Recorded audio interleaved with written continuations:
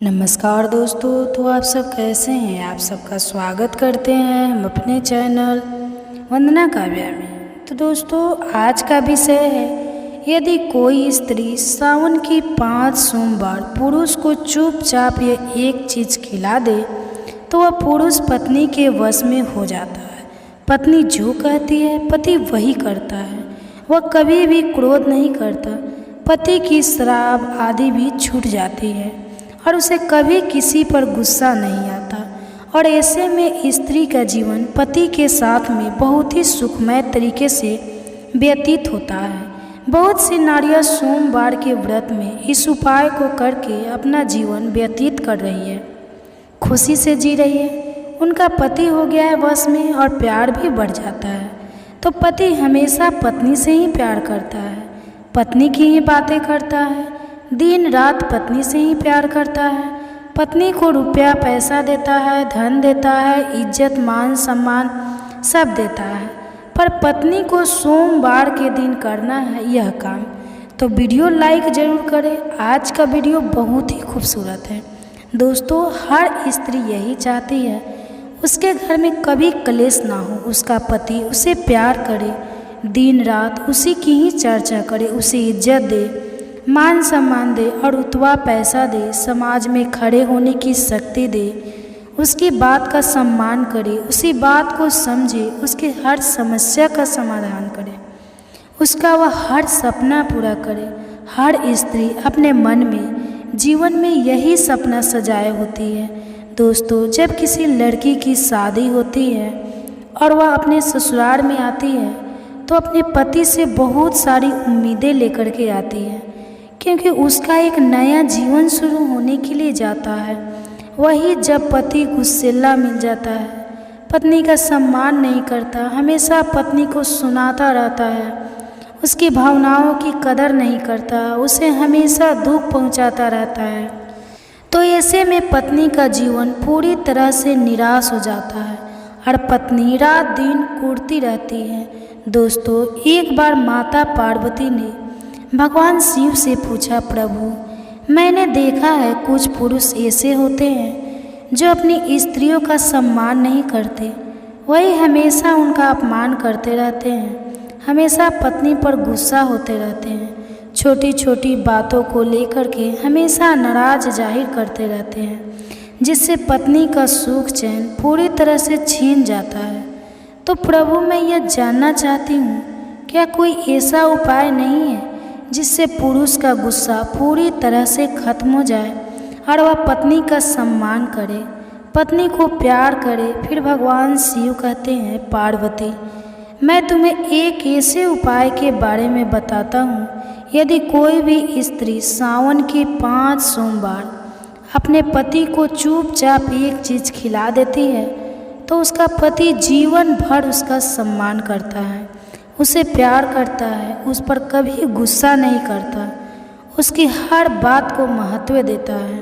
फिर माता पार्वती कहती है, हे प्रभु आखिरकार वह चीज़ कौन सी है जो पुरुष को खिलाने मात्र से उसका गुस्सा हमेशा के लिए छूमंतर हो जाता है और पत्नी के जीवन में खुशियाँ भर जाती है। फिर भगवान शिव कहते हैं, पार्वती अब मैं तुम्हें उस चीज़ के बारे में बताने से पहले तुम्हें एक छोटी सी कहानी सुनाता हूँ। जब तुम कहानी को पूरे मन से सुनोगे तो तुम्हें वह पूरा उपाय ठीक से समझ में आएगा और वह चीज़ कौन सी है यह भी तुम्हें मालूम पड़ जाएगा। फिर माता पार्वती कहती है, ठीक है प्रभु आप कहानी को सुनाना प्रारंभ करें, मैं कहानी को पूरे मन से सुनूंगी।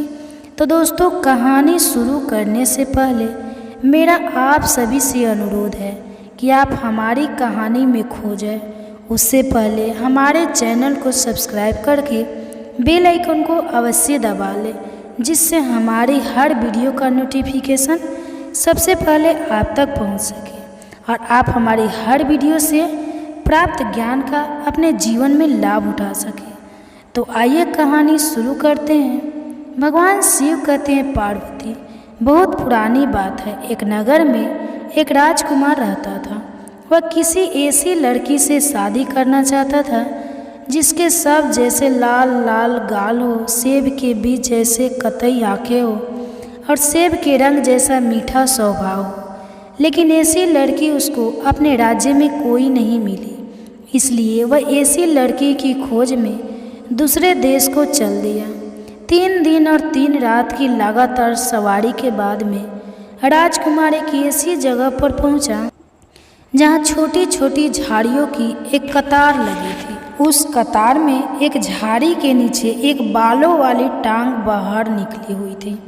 फिर जो राजकुमार उस टांग को देख करके रुक गया, तभी उसने एक आवाज़ सुनी, उफ मेरी बदकिस्मती, जो मैं यहाँ पर चिपक गया हूँ।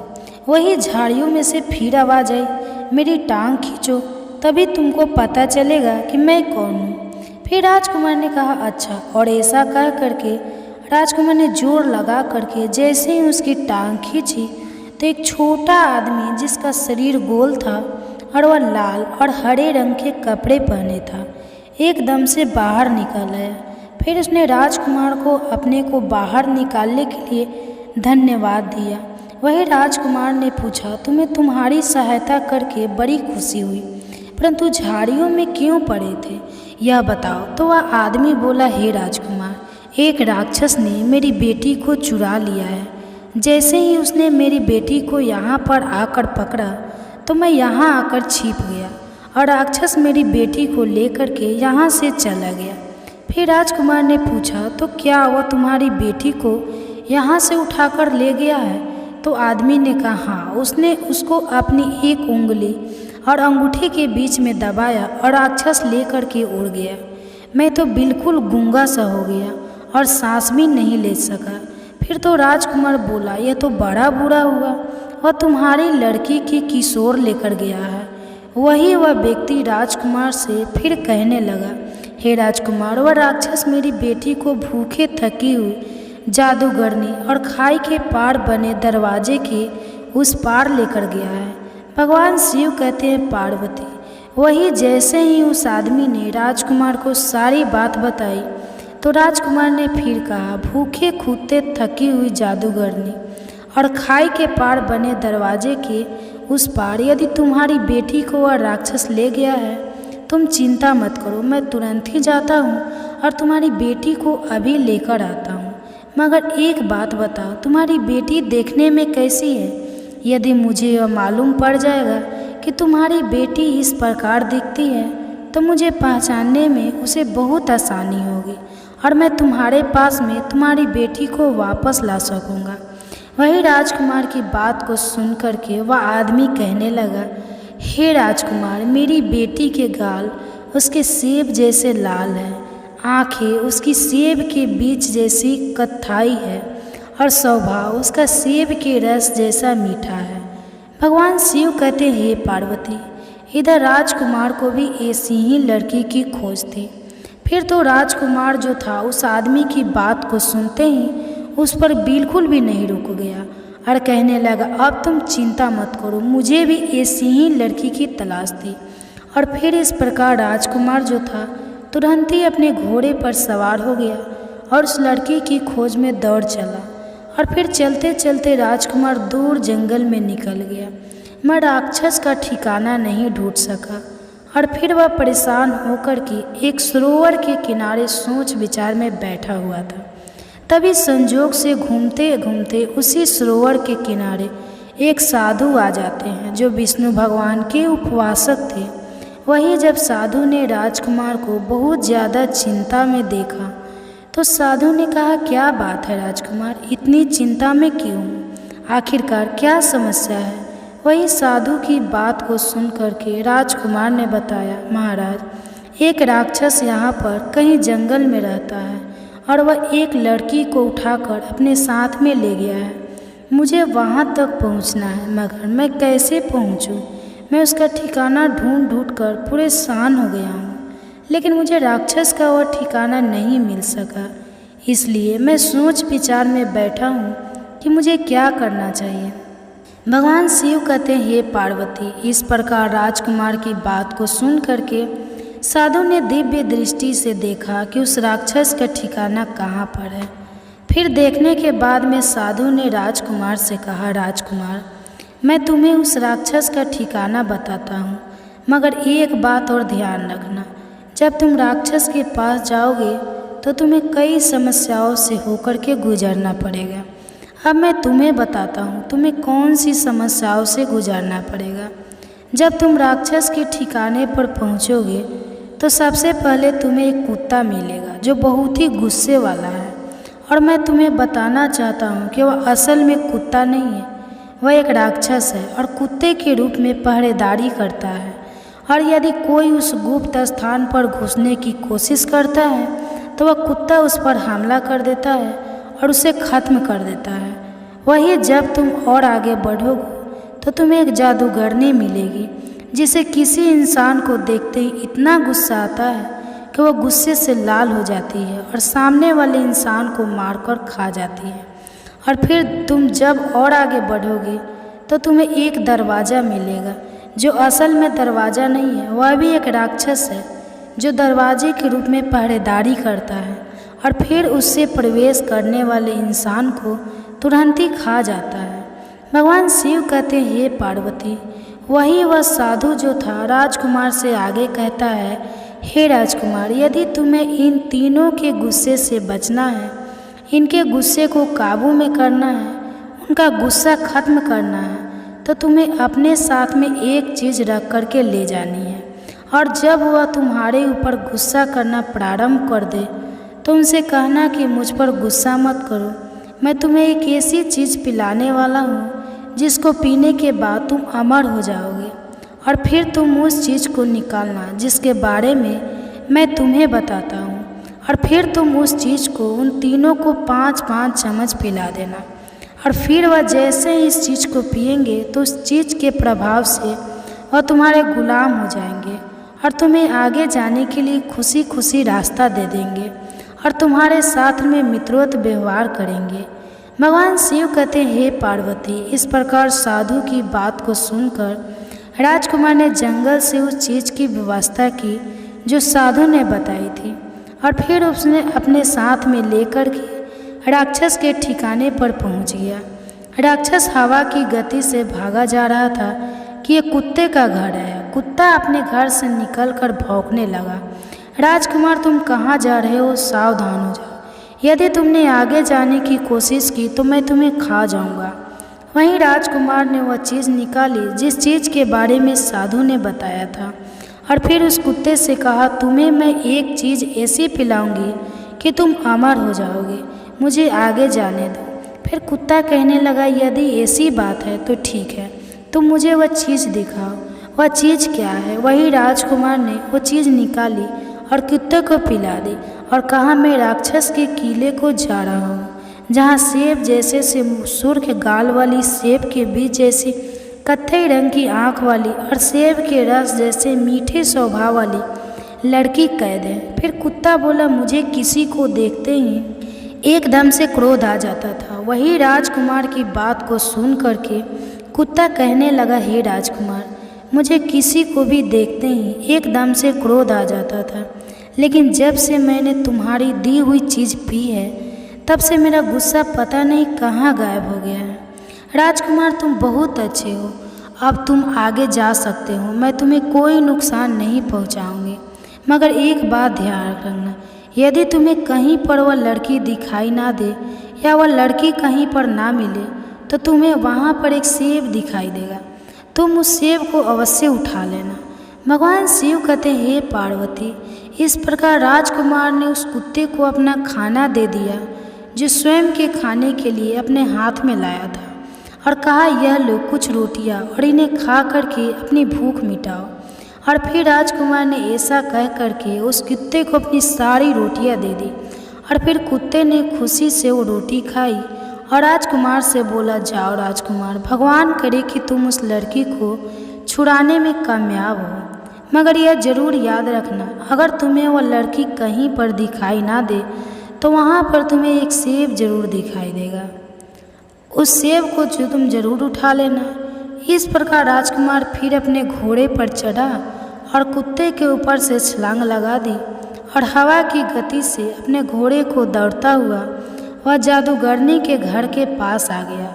वहीं जादूगरनी ने कहा, ए राजकुमार, सावधान हो जाओ, यदि आगे बढ़े तो मैं तुम्हें जिंदा खा जाऊंगी।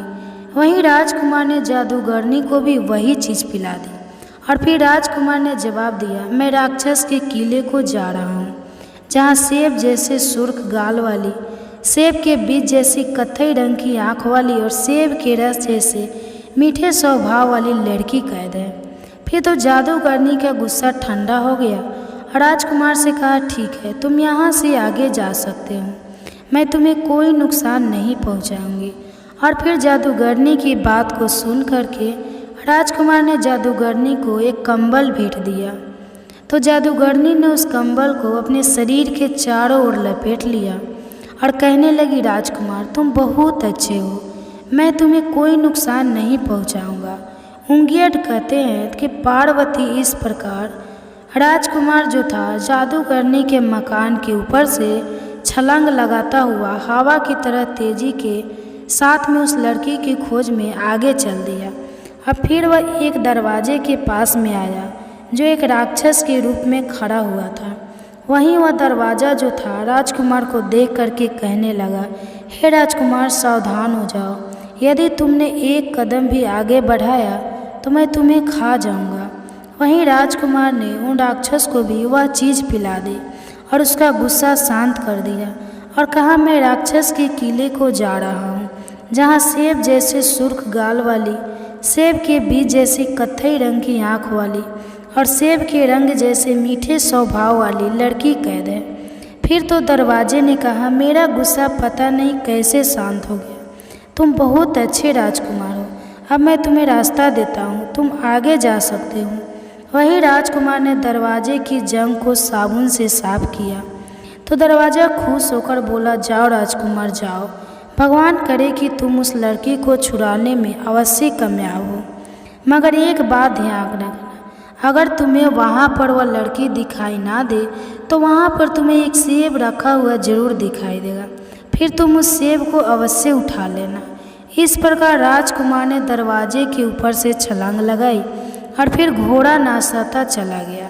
इस प्रकार वह राजकुमार जो था आखिरकार राक्षस के किले तक पहुँच गया और वह सीधा अपने घोड़े को सीढ़ियाँ चढ़ाता हुआ सामने वाले दरवाजे पर पहुँच गया। वही जब किले के पीछे पहुंचा तो उसे वहां पर कोई राक्षस दिखाई नहीं दिया। वह लड़की दिखाई दी। फिर वह आगे वाले कमरे में गया पर वहां भी उसे कोई दिखाई नहीं दिया।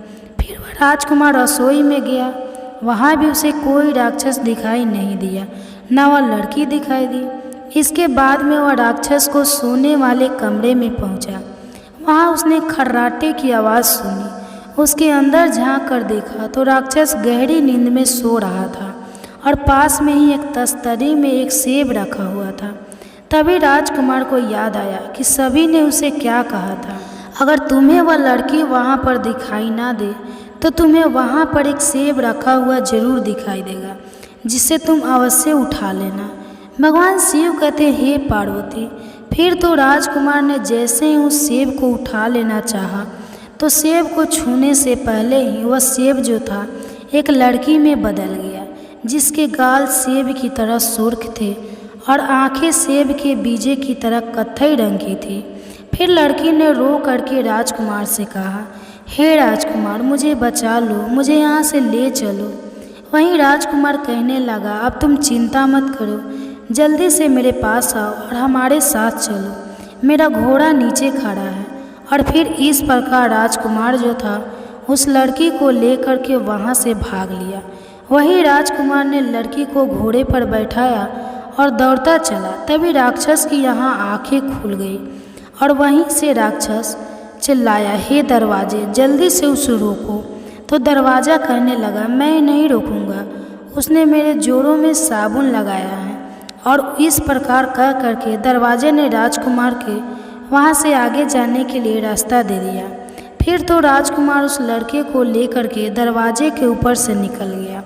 वही राक्षस जो था राजकुमार के पीछे भागा और चिल्लाया, हे जादूगरनी, जल्दी से उस राजकुमार को रोको, यह यहाँ से जाने ना पाए। तो जादूगरनी कहने लगी, मैं नहीं रोकूंगी, क्योंकि राजकुमार ने मुझे सोने के लिए एक मखमली कंबल दिया है। इस प्रकार राजकुमार उस लड़की को लेकर के वहाँ से भी आगे निकल गया। वही राजकुमार अपना घोड़ा दौड़ता हुआ वहाँ से आगे चला गया। वही राक्षस जो था वह भी अपनी पूरी गति के साथ में उस राजकुमार के पीछे भाग रहा था। फिर वह चिल्लाया बोला, एक कुत्ते, जल्दी से इस राजकुमार को रोक ले, इसे जाने नहीं देना। तो कुत्ता कहने लगा, मैं राजकुमार को नहीं रोकूंगा, उसने मुझे खाना दिया है। और फिर राजकुमार जो था लड़की को लेकर के आगे बढ़ गया। भगवान शिव कहते हैं, हे पार्वती, इस प्रकार राजकुमार का सभी ने साथ दिया। और जब राक्षस उस राजकुमार के पीछे आया और कुत्ते के पास में पहुंचा, तो कुत्ते ने राक्षस के पैर में काट लिया और फिर पकड़ ली। उधर राजकुमार जो था तब तक भागता चला गया, तब तक कि वह झाड़ियों की कताई नहीं आ गई जहाँ पर उस लड़की का पिता छिपा हुआ था। उधर घोड़े की टाप की आवाज़ सुन करके वह आदमी फिर से वहीं पर छिप गया और फिर राजकुमार ने फिर उसकी टांग पकड़कर उसको बाहर निकाला। असल में वह आदमी घोड़े की टाप की आवाज़ सुनकर डर गया था और फिर से झाड़ियों में छिप गया था। वहीं उस आदमी को अपनी बेटी पाकर बड़ी खुशी हुई और राजकुमार के कहने पर उसने अपनी बेटी की शादी राजकुमार के साथ में कर दी। इस प्रकार राजकुमार को अपनी मनपसंद पत्नी मिल गई और फिर वह उसको लेकर के खुशी खुशी घर वापस आ गया और उसे शादी करके आराम से रहने लगा। भगवान शिव कहते हैं, हे पार्वती, इस प्रकार समय के साथ ही राजकुमार गलत संगत में पड़ गया और अपनी पत्नी पर बहुत ज़्यादा गुस्सा करने लगा, अत्याचार करने लगा। राजकुमार का स्वभाव जो था गुस्सैल प्रकार का हो गया। वही जब राजकुमार की पत्नी बहुत ज़्यादा परेशान होने लगी, बहुत ज़्यादा परेशान रहने लगी, अपने पति के प्रताड़ित होने लगी, तो रात दिन चिंता के मारे घूरने लगी। और फिर कुछ ही दिनों के बाद में वही साधु जिसने राजकुमार को गुस्सा करने वाली चीज़ के बारे में बताया था, एक दिन राजकुमार के दरवाजे पर भिक्षा मांगने के लिए आया। फिर जब उस राजकुमार ने साधु को भिक्षा दी और उधर साधु ने राजकुमारी की चिंता की जब लकीरों को देखा और जब साधु को मालूम पड़ा कि इस राजकुमार का पति बहुत ज़्यादा गुस्सैल स्वभाव का हो गया है, तो साधु ने जो चीज़ राजकुमार को बताई थी उसी चीज़ के बारे में राजकुमारी को भी बता दिया। और फिर राजकुमारी ने बेल के 5 पत्तों का रस ले करके उसमें सुपारी मिला करके सावन के 5 सोमवार राजकुमार को चुपचाप पिला दिया, जिसके प्रभाव से राजकुमार का गुस्सा हमेशा के लिए समाप्त हो गया और वह राजकुमारी से प्यार करने लगा। वहीं अंत में माता पार्वती कहती है, प्रभु अब मैं समझ गई, यानी जो भी स्त्री बेल के पत्तों को सावन के 5 सोमवार सुपारी में मिला करके बेल के पत्तों के रस को चुपचाप अपने पति को पिला देती है, उसके पति का गुस्सा हमेशा के लिए छूमंतर हो जाता है। फिर भगवान शिव कहते हैं, हे पार्वती, तुमने ठीक समझा, बेल का पत्ता मुझे बहुत ही प्रिय है और यह इंसान के गुस्से को छूमंतर कर देता है। तो श्री शिवाय नमस्तुभे। दोस्तों, आप सभी लोग जानते हो कि 30 जुलाई 2024 मंगलवार को है 10वीं तिथि। दोस्तों, 10वीं के दिन का बहुत ही बड़ा महत्व होता है। इसी के साथ में दोस्तों इसी दिन किया जाने वाला पंडित जी द्वारा बताया गया 7 बेल पत्र वाला एक ऐसा नया उपाय बताया है जो कि बिल्कुल नया है और पहली बार बताया है। यह उपाय ज़्यादा लोगों को पता नहीं है, इसलिए हम आप लोगों को इस वीडियो में 10वीं के दिन किया जाने वाला यह 7 बेल पत्र वाला बिल्कुल नया उपाय यहाँ पर इस वीडियो में समझाने वाले हैं, ताकि आप लोग इस उपाय को करो और आपकी जो भी मनोकामना हो वह 10वीं के दिन पूर्ण हो जाए। तो दोस्तों, इस 7 बेल पत्र वाले उपाय को आपको कैसे करना है, किसको करना है, किस समय करना है, तो यह आइए हम लोग इस वीडियो में समझते हैं। सबसे पहली बात दोस्तों, यह वाला जो उपाय है ना, यह उपाय जो भी व्यक्ति 7 बेल पत्र वाला उपाय 10वीं के दिन कर लेगा तो उसकी जो भी मनोकामना होगी वह पूर्ण जरूर होगी। उसके घर में धन समृद्धि जरूर बढ़ेगी, माता लक्ष्मी जी की कृपा जरूर होगी। इस बात का भी आप लोग विशेष रूप से ध्यान रखिएगा। तो चलिए दोस्तों समझते हैं इस 10वीं के दिन किया जाने वाला यह 7 बेल पत्र वाला बिल्कुल नया उपाय, जो कि पंडित जी ने अभी अपनी 7 दिन पहले की कथा में ही यहाँ पर बताया है। अब दोस्तों सबसे पहले चीज़ सीधी सी बात है, 7 बेल पत्र वाला उपाय है तो 7 बेल पत्र तो इस उपाय में हमें ज़रूरत पड़ेगी। अब उपाय किस समय करना है पहले आप लोग यह समझ लो। तो देखो उपाय को करने का जो समय है वह सुबह का समय है। किस समय है? प्रातः काल का समय। लगभग जितना सुबह आप लोग इस उपाय को कर सकते हो उतना जल्दी करना, अन्यथा आप लोग 12 बजे तक भी अगर आप लोग इस उपाय को करोगे तो चल जाएगा। यह वाला उपाय शाम के समय प्रदोष काल में नहीं होगा, इस बात का ध्यान रखना है। ना भले ही आप दिन के समय 12 बजे तक भी अगर आप लोग यह 7 बेल पत्र वाला उपाय कर लोगे तो भी चलेगा, कोई दिक्कत वाली बात नहीं है। और आपको इस उपाय को करने का जो फल है वह भी जल्दी मिलेगा और बहुत बड़ा होकर मिलेगा। तो अब दोस्तों बात आती है कि यह 7 बेल पत्र वाला उपाय 10वीं के दिन करना किसको है। तो यहाँ पर हम आपको बता दें कि घर में जो माताएं बहनें होती हैं ना, घर की जो बड़ी माता बहनें होगी उनमें से कोई भी एक माता बहन जो है इस वाले उपाय को कर सकती है। जरूरी नहीं है घर के सभी सदस्य को यह वाला उपाय करना जरूरी है। पूरे परिवार का, पूरे घर का अगर कोई एक सदस्य भी इस उपाय को करता है तो पूरे घर परिवार के सदस्य जनों को जो है इस उपाय को करने का फल मिल जाएगा। तो किसको करना होगा यह उपाय? घर की जो बड़ी माताएं बहनें हैं उनको करना होगा। क्या कारण है? क्योंकि घर की माताएं बहनें जो होती है वह घर की लक्ष्मी होती है, और जब घर की लक्ष्मी कोई उपाय करती है तो निश्चित सी बात है घर में सुख शांति भी आती है, धन समृद्धि भी आती है और माता लक्ष्मी जी की कृपा भी होती है। तो अब आपको यह सारी बात तो समझ आ गई होगी। अब हम जानते हैं कि इस उपाय को करने के लिए आपको क्या क्या चीज़ों की आवश्यकता। तो दोस्तों सबसे पहली बात तो 7 बेल पत्र वाला यह उपाय है 10वीं के दिन का, ठीक है। तो सीधी सी बात है 7 बेल पत्र तो हमें इसमें लगेगी ही लगेगी। और ना आप देखिए 7 बेल पत्र की आप पहले से यहाँ पर तैयारी करके रख सकते हैं, क्योंकि एकदम से हो सकता है कि आपको बेलपत्र ना मिले, क्योंकि 10वीं का दिन रहेगा तो बेलपत्र आप लोगों को आसानी से कहीं से भी मिल जाएंगे। मतलब आप चाहो तो यह उपाय के साथ बेलपत्र को कहीं से खरीद भी सकते हो, कहीं से तोड़ कर भी ला सकते हो, कोई दिक्कत वाली बात नहीं है।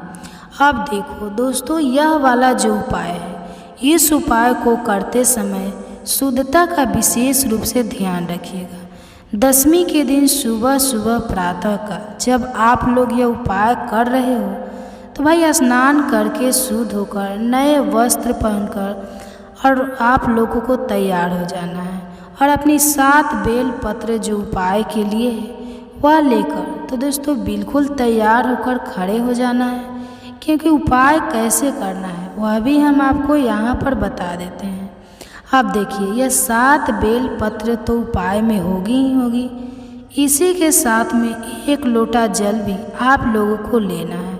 वह कहाँ से लेंगे तो वह हम आपको बताते हैं, पर उस उपाय दोस्तों यह आपके घर से ही शुरू हो जाएगा और मंदिर में जाकर यह उपाय पूरा होगा। इस बात का भी आप लोग विशेष रूप से ध्यान रखना। तो जैसे ही आपके हाथ में जो है 7 बेल पत्र आ जाती है और 1 लोटा आप लोग अपने पास जल रख लेना। अभी आपको जल भरना नहीं है, मात्र खाली लोटा रख लेना है।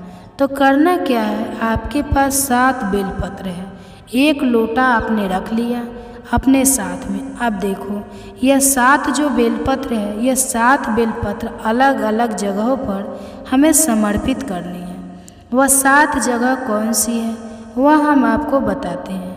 इसी के साथ में दोस्तों जैसा कि हमने आपको अभी बताया कि यह वाला जो उपाय है यह आपके घर से ही शुरू हो जाएगा। तो घर से शुरू कैसे होगा इन 7 बेलपत्र में जो पहली बेलपत्र होगी यह आपके घर में ही एक स्थान पर चढ़ेगी, जो कि दोस्तों आपके घर का रसोई घर है ना। तो आपको क्या करना है, जब आप इस उपाय को करने की पूर्ण तैयारी कर लें, माताएं बहनें में से जो भी इस उपाय को कर रहा है, अगर वह इस उपाय को करने की पूर्ण तैयारी कर ले तो भाई उसको अपनी 7 बेलपत्र को लेकर सबसे पहले कहाँ पर आना है, अपने ही घर के रसोई घर में आना है। घर के रसोई घर में उस स्थान पर आना है जहाँ पर माताएं बहनें अपने घर में पीने का पानी वाला स्थान या पीने का पानी रखती हो, चाहे वह आपका हो, चाहे वह आपकी गुड़ हो, चाहे वह आपका गगरा हो, चाहे वह आपका मटका हो। जिस मटके में से या जिस स्थान में से आप लोग पीने का पानी लेते हो, जिस गगरे में से लेते हो, उसके पास यहाँ पर आप लोगों को आ जाना है और इन 7 बेलपत्र में से पहली बेलपत्र निकालना है और पहली बेलपत्र को अपने उसी परिंदे के पास में रख देना है। ठीक है, जिस परिंदे से या जिस गगरे से आप लोग पानी पीने वाले लेते हो और पीते हो, उस परिंदे के पास में आप लोगों को पहली बेलपत्र को समर्पित कर देना है। अंदर नहीं डालना है, जल के अंदर नहीं डालना है, उसी गगरे के पास में जहाँ पर आपका पीने का पानी रखा हुआ है उसी के पास में एक अच्छी सी जगह देखकर पहली वाली बेलपत्र को आपको वहाँ पर शिव जी का नाम लेते हुए समर्पित कर देना है। अब जो हमने आपसे बोला था कि 1 लोटा आप लोग रखिएगा, अभी खाली रखो। उस 1 लोटे को जो अभी आपके पास खाली लोटा रखा हुआ है, इस लोटे को आप अपने इसी गगरे में से पानी भर लो, जिस गगरे के पास में अभी आपने जो है इस बेलपत्र को समर्पित किया हुआ है। मतलब कि जहाँ से आप अपना पीने का पानी भरते हो ना, उसी पानी में से आप लोगे। तो यह 1 लोटा जल अब भर लेना है। पहले बेलपत्र को चढ़ाने के बाद अपना यह 1 लोटा जल आपको उसी परिंदे में से, उसी पानी में से भर लेना है, जिस पानी में से आप लोग पीने का पानी लेते हो और जिस पानी के पास में आपने यह पहली बेलपत्र को समर्पित किया है। अब आपने 1 लोटा जल भी भर लिया। अब आपके पास बची है कुल 6 बेलपत्र।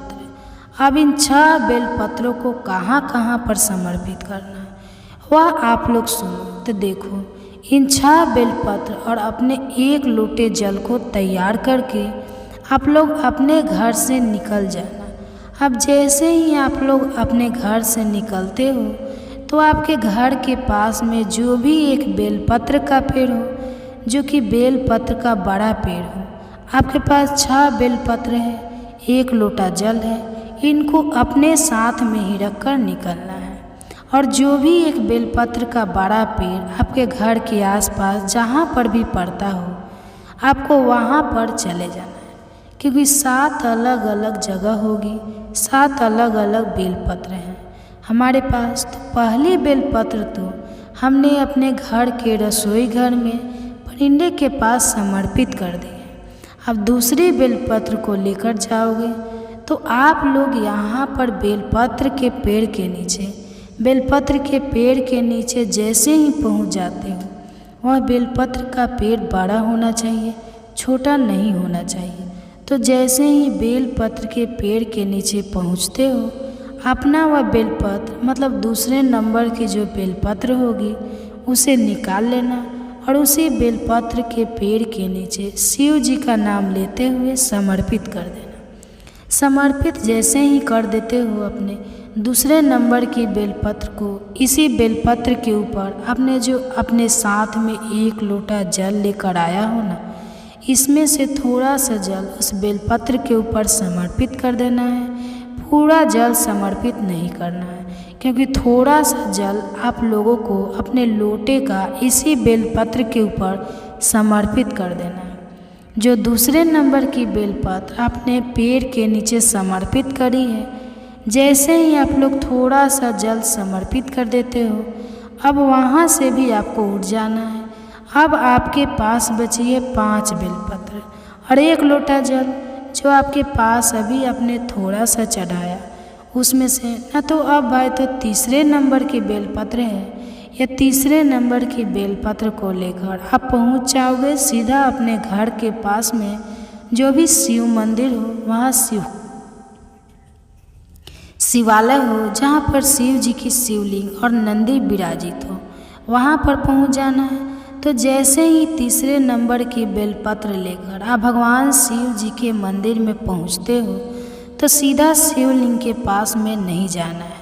इस तीसरे नंबर की बेलपत्र को लेकर आपको नंदी बाबा के पास में आकर रुक जाना है। इस बात का ध्यान रखना, तीसरे नंबर की बेलपत्र को जैसे ही नंदी बाबा के पास में आकर लाकर रुक जाते हो तो भाई आप लोग देखना कि नंदी बाबा का एक पैर कोई सा उठा हुआ होगा।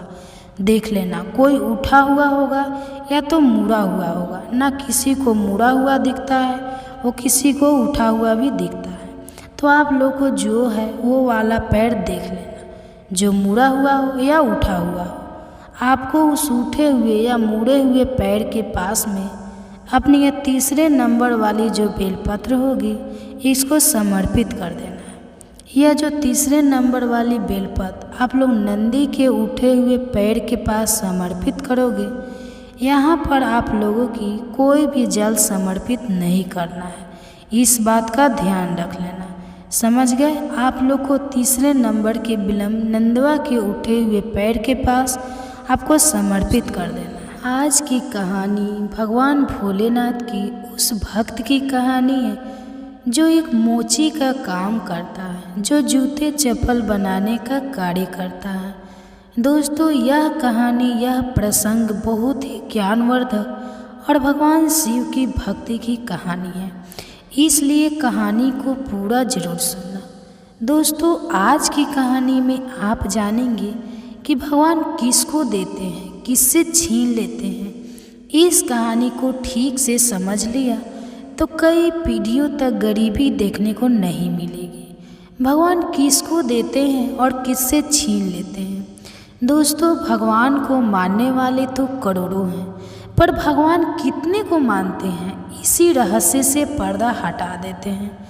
इस वीडियो में सवाल यह है कि क्या भगवान को मानने से भगवान प्रसन्न हो जाते हैं? अगर भगवान को मानने से भगवान प्रसन्न हो जाते हैं तो वे हम पर अपनी कृपा क्यों नहीं बरसाते? क्यों लोग भगवान की कृपा से वंचित रहते हैं? मुझे लगता है कि हम यह समझ नहीं पाए हैं कि भगवान हमसे प्रसन्न कब होते हैं और कब नाराज होते हैं। जिस दिन इस बात को समझ लिया उस दिन भगवान की कृपा आप पर बरसने लगे। तो चलिए दोस्तों कहानी बड़े ही धार्मिक है और इस कहानी से आपको कई सवालों के जवाब मिल जाएंगे। दोस्तों यह कहानी है गरीब मोची की। किस तरह उस गरीब मोची को भगवान ने करोड़पति बना दिया। इस कहानी में आपको यह भी सुनने को मिलेगा कि भाई के साथ धोखा करने वाले को ईश्वर कौन सा दंड देते हैं। हमारे शास्त्रों में सबसे बड़ा पाप माना जाता है दूसरे को धोखा देना और अपने ही सगे भाई के साथ हथियारी करना, उसे धोखा देना, उसकी बेईमानी करना, उसका धन हड़प लेना जघन्य अपराध की श्रेणी में आता है। इसके लिए भगवान भी कभी उसे क्षमा नहीं करते। तो चलिए गौर करते हैं इस ज्ञानवर्धक प्रेरणादायक कहानी। दोस्तों कहानी को शुरू करते हैं। एक समय की बात है, किसी मदनपुर गांव में एक मोची रहता था। मोची बहुत ही गरीब था। 2 वक्त की रोटी मिलना उसके लिए बहुत मुश्किल था। वह मोची लोगों को जूता चप्पल काटने का काम करता था। उसके पास ऐसी कोई अपनी जगह नहीं थी, कोई दुकान नहीं थी जो अस्थायी रूप से वहां बैठकर अपना काम कर लेता था। इसलिए वह कभी चौराहे पर, कभी सड़क के किनारे बैठकर आते जाते लोगों के जूता चप्पल ठीक करता था और उसके काम के बदले में मन में जो पैसे मिलते थे उसी से उसकी जीविका चलती थी। वह मोची बहुत ही संतोषी था, इसी धंधे से अपने जीवन को व्यतीत कर रहा था। दोस्तों एक समय की बात है, सावन का महीना आता है और आप तो जानते हैं कि सावन का महीना कितना पवित्र होता है। भगवान महादेव के भक्त सावन में उनके ऊपर जलाभिषेक करते हैं। शिव भक्त कांवड़ यात्रा निकालते हैं और गंगा से जल लेकर भगवान शिव को अर्पण करते हैं। तो दोस्तों, रोज की तरह मोची सड़क किनारे बैठकर जूता चप्पल गांठ रहा था। उधर सावन का महीना चल रहा था। बहुत से लोग भगवान भोलेनाथ के भक्त श्रद्धालु कांवड़ लेकर भोलेनाथ पर जल चढ़ाने के लिए जा रहे थे। मोची सड़क के किनारे बैठा हुआ लोगों के जूते चप्पल सील रहा था। तब उसने देखा कि भारी भीड़ के साथ लोग कांवड़ लेकर भगवान शिव को जल अर्पण करने के लिए मस्ती में चले जा रहे हैं। तो दोस्तों, लोगों को भगवान महादेव पर जलाभिषेक करने के लिए जाते हुए देखा तो उस मोची के अंदर में एक भावना उत्पन्न हुई कि मैं भी भगवान शिव के लिए कांवड़ लेकर जाऊंगा और उन पर जलाभिषेक करूंगा। लेकिन वह बेचारा मन मारकर रह गया। सोचने लगा कि मेरे पास तो इतना पैसा ही नहीं है, मैं कांवड़ कैसे ले जाऊंगा। मैं पूरे दिन कमाता हूँ, तब सुबह शाम की रोटी मिल पाती है, फिर कांवड़ के लिए पैसे कहाँ से लाऊंगा। पूरे दिन काम करके बस इतना ही कमा पाता हूँ। वह मोची यह सब बातें सोचकर मन को मार कर रह जाता है। लेकिन भगवान भोलेनाथ के प्रति उसके मन में भक्ति का भाव जागृत हो चुका था। उसने यह फैसला किया कि मैं भगवान भोलेनाथ पर कांवड़ लेकर जाकर जलाभिषेक जरूर करूँगा, लेकिन अभी नहीं तो अगले साल जब सावन का महीना फिर से आएगा। तो दोस्तों, इस तरीक़ा से विचार करने के बाद वह अपने काम में रोज के काम में मस्त रहता है। लेकिन उसे भगवान शिव के प्रति उसके मन में भक्ति बढ़ती चली गई। अब तो वह सुबह शाम भगवान शिव की पूजा करता था और पूरे दिन सड़क किनारे जा कर के लोगों के जूता चप्पल सिलता था। एक दिन की बात है, वह मोच एक दिन कहीं जा रहा था तो रास्ते में उसे कुम्हार की दुकान दिखाई पड़ी। कुम्हार मिट्टी के बर्तनों को बना रहा था। उस मोची की नज़र पहुंचती है तो उसने देखा कि वहाँ पड़े गुल्लक रखी हुई थी जिसमें पैसे भरे जाते हैं। जब उसने गुल्लक को देखा तो विचार किया कि मैं रोज़ रोज़ जो पैसा कमाते हैं उसमें से 2-4 पैसे बचा कर मैं इस गुल्लक में डालता रहूँगा। इसी तरह से मैं 1 साल में इतना पैसा इस गुल्लक में जमा कर लूँगा कि अगले साल मैं भगवान भोलेनाथ पर कांवड़ लेकर जल चढ़ाने जा सकूँगा, उन्हें जलाभिषेक कर सकूँगा। दोस्तों, मोची न उस गुल्लक को कुम्हार से ले लेता है और गुल्लक लेकर अपने घर पर चला जाता है। घर आकर वह अपनी पत्नी से कहता है कि देखिए, हम गुल्लक लेकर आए हैं। पत्नी कहती है, जी इसका क्या करोगे। मोची ने अपने मन की इच्छा अपनी पत्नी को बताई। कहने लगा, फिर यह हम जो रोज़ पैसा कमाते हैं उसमें से आज से हम 2 पैसा बचाकर इस गुल्लक में डाल दिया करेंगे। धीरे धीरे गुल्लक में 1 साल में कुछ पैसे जमा हो जाएंगे। उसके बाद उन पैसों से हमें कांवड़ तैयार करेंगे और सावन के महीने में भगवान भोलेनाथ पर कांवड़ जल लेकर चढ़ाने जाएंगे। मेरे मन में भी भगवान भोलेनाथ को कांवड़ चढ़ाने की इच्छा उत्पन्न हो रही है। दोस्तों, मोची की बात सुनकर उसकी पत्नी बड़ी खुश होती है और कहती है, स्वामी आज अगर ऐसी बात है तो अब से मैं भी आपके इस काम में सहयोग करूँगी। दोस्तों, अब तो वह मोची और उसकी पत्नी भगवान भोलेनाथ की पूजा करते हैं, पूरे दिन अपना काम करते हैं। शाम को जो पैसा कमाकर मोची लाता है उसमें से जो पैसे जो बचते थे उसे गुल्लक में डाल देता था। इस तरीक़ा से समय बीता चला गया और 1 साल के बाद में उसने अपने गुल्लक को भी भर लिया। इधर जब सावन का महीना आ जाता है तो सावन के महीने में हर साल की तरह भगवान शिव के भक्त अपने अपने कांवड़ लेकर के जलाभिषेक करने के लिए भगवान शिव के मंदिर की ओर चल पड़ते हैं। इधर मोची ने जैसे ही देखा तो उसने भी सोचा, अब इस सावन में इस साल तो मैं जरूर भगवान शिव के ऊपर कांवड़ में जल चढ़ाऊँ। तो दोस्तों, अब वह अपने घर पर चला जाता है और घर पर जा कर के अपनी गुल्लक को तोड़ता है। तो उसमें से जो पैसे निकलते हैं उन्हें ले जाकर बाजार से कांवड़ तैयार करता है। एक प्यारी सी कांवड़ खरीदता है और उसको बहुत अच्छी तरह सजाता है। फिर बड़े भाव के साथ गंगा स्नान करने के लिए जाता है। गंगा स्नान करता है और वहाँ पर अपने लोटे में जल भरकर उसे अपने कांवड़ में रखकर भगवान शिव का जलाभिषेक करने के लिए चल पड़ता है। अब तो दोस्तों शिव के मंदिर की ओर वह बड़ा खुश होकर के शिव का गुणगान करता हुआ मुझे चला जा रहा था। कांवड़ उसने अपने कंधे पर रखी हुई थी और बड़ी ही मस्ती में बड़े भाव के साथ निष्काम भाव से भगवान शिव के मंदिर की ओर चलता चला जा रहा था।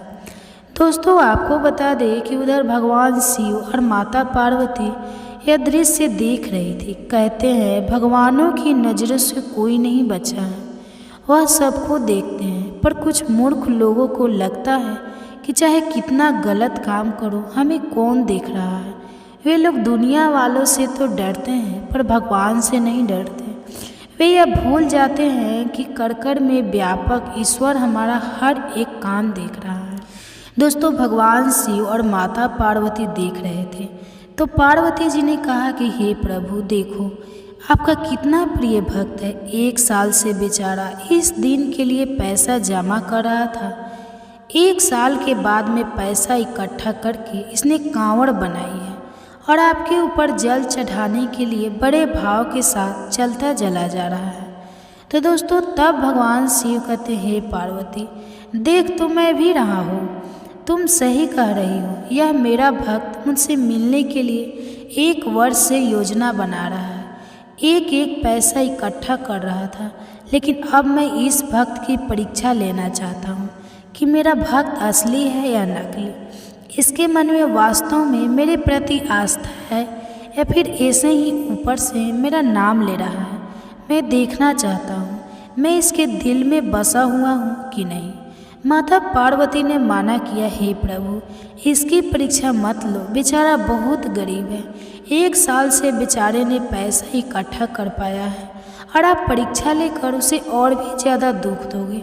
अगर वह परीक्षा में सफल ना हुआ तो बेचारा मन मार कर रह जाएगा और आपके ऊपर जलाभिषेक करने की उसकी इच्छा अधूरी रह जाएगी। भगवान भोलेनाथ कहने लगे देवी आप चिंता क्यों करते हैं, हमारे जो भक्त हुआ करते हैं वह सच्चे भक्त होते हैं और मैं उसी वक्त की परीक्षा लेता हूँ जिस भक्त को मैं अच्छी तरह से जान लेता हूँ। उसके हृदय में जाकर के देख लेता हूँ कि इस भक्त के अंदर हमारे प्रति भक्ति है या नहीं है, इसलिए हमें इसकी परीक्षा जरूर करना चाहिए। पार्वती ने कहा प्रभु जैसी आपकी इच्छा। अब दोस्तों मोची तो झूमता हुआ भगवान भोले बाबा का कीर्तन करता हुआ कांवड़ लेकर चलता चला जा रहा था। इधर क्या होता है भोलेनाथ बूढ़े बाबा का भेष बनाते हैं। जिस रास्ते से कांवड़ जा रही थी अपने अपने कांवड़ लेकर उसमें जल लेकर चले जा रहे थे। उसी रास्ते में जाकर के भगवान भोलेनाथ बूढ़े बाबा का भेष बनाकर बैठ जाता है। अब तो उस रास्ते से जो भी कांवड़ वाला निकलता है तो भगवान भोले बाबा उससे पानी मांगते हैं कि भाई मुझे थोड़ा जल पिला दो, मैं बड़ा प्यासा हूँ, प्यास की वजह से मेरा दम निकला जा रहा है, कृपया मुझ प्यासे को पानी पिलाकर मेरी जान बचाइए। दोस्तों एक नहीन बूढ़े आदमी को देखकर वे कंवरिया उसे देखते हैं और कहते हैं कैसा पागल बूढ़ा बैठा हुआ है, कह रहा है जल पिला दो। इसे यह भी नहीं पता कि यह जल हम भगवान शिव पर अभिषेक करने के लिए ले जा रहे हैं।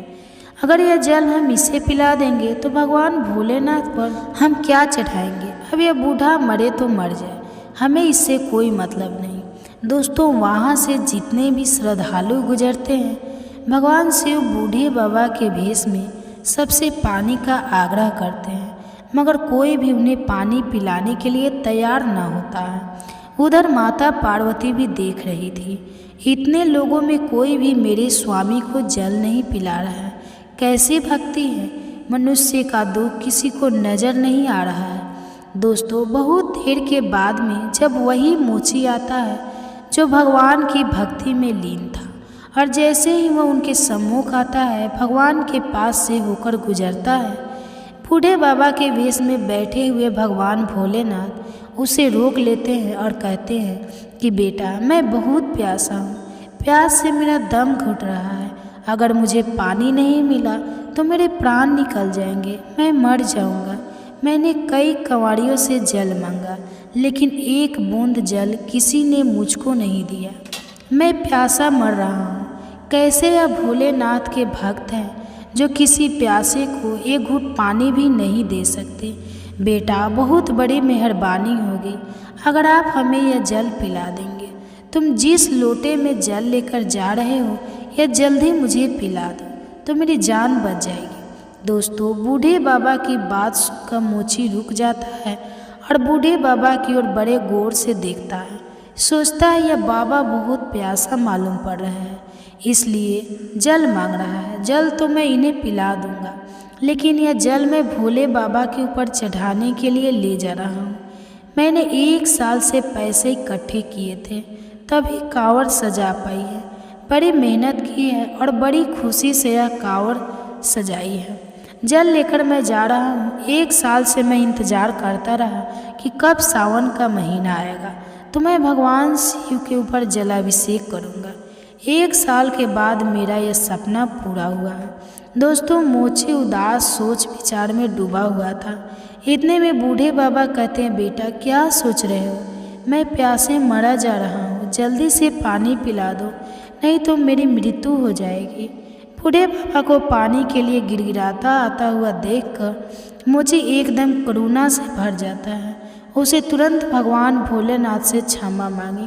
कहने लगा, प्रभु मुझे माफ़ करना, मैं यह कांवड़ और जल अगले साल तुम पर चढ़ा दूंगा। फिर से पैसा इकट्ठा करूंगा, फिर से गुल्लक में पैसा जमा करूंगा और अगले साल जब सावन का महीना आएगा तब मैं यह जल आपको अर्पित करूंगा। यह जल तो मैं बूढ़े बाबा को पिलाई देता हूँ। हे प्रभु, मुझे क्षमा करना, क्योंकि यह बूढ़े बाबा प्यास से व्याकुल होकर के मर रहे हैं और मेरा धर्म है कि मैं पानी पिलाकर इनकी बचाऊं। अगर यह जल के बिना मर जाएंगे तो मेरा आपके ऊपर जलाभिषेक करना व्यर्थ हो जाएगा। सर्वप्रथम मेरा धर्म है कि मैं इसकी जान बचाऊं। अगर पानी के बिना यह मर गए तो मुझे भारी पाप लगेगा। दोस्तों, यही सोचकर मोची ने जल उन बूढ़े बाबा को पिला दिया। दोस्तों, उसे नहीं मालूम था कि वह बूढ़े बाबा ही भगवान भोलेनाथ हैं, लेकिन उसने मानव सेवा की अपना सबसे बड़ा धर्म समझा और उन्हें पानी पिला दिया। सबसे बाद जब उनकी प्यास शांत होती है, मोची उन्हें प्रणाम करता है और कहता है कि बाबा, अब मैं अपने घर वापस जा रहा हूँ, क्योंकि अब मेरे पास भोले बाबा पर चढ़ाने के लिए जल तो नहीं है। कोई बात नहीं, मैं भगवान को जल अगली बार चढ़ा दूँगा। दोस्तों, यह कह कर कि वह मोची जो था वह अपने घर के लिए वापस चलने लगता है। जब भगवान शिव जो बूढ़े बाबा के वेश में थे, उन्होंने उसे रोक लिया और कहा कि बेटा रुक जाओ, तुम अपने घर जा रहे हो और घर कभी खाली हाथ नहीं जाते। जब भी आप घर जाए तो कुछ ना कुछ लेकर जाए। मैं तुमको कुछ दे रहा हूँ, इसे लेकर जाओ। मोची सोचने लगा, पता नहीं है बूढ़े बाबा क्या देंगे।